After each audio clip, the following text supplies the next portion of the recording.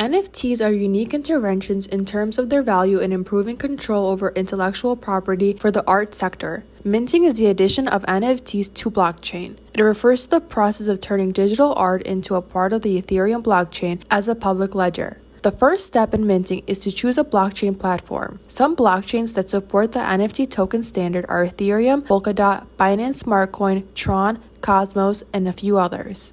Then make sure that this platform is able to support the sales of NFTs on other blockchains. Ethereum and Binance are the most popular blockchain choices. By minting, you are creating documentation on blockchain regarding the piece of artwork. This means that your NFT will get a unique identification on the blockchain.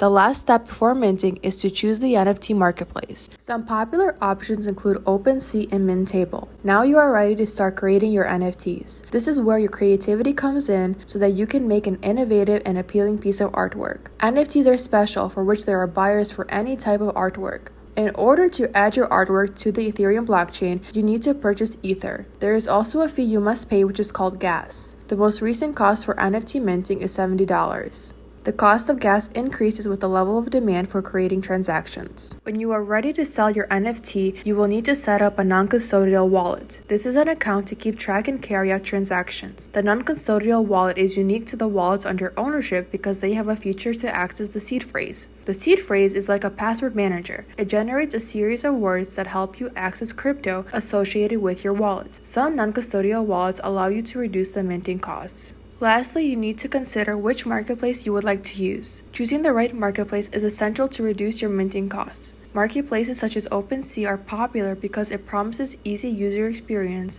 and doesn't require users to pay minting fees every time for creating new NFTs. Users should only have to pay for the first NFT that they set up under their entire collection. And now you are ready to create and make some money.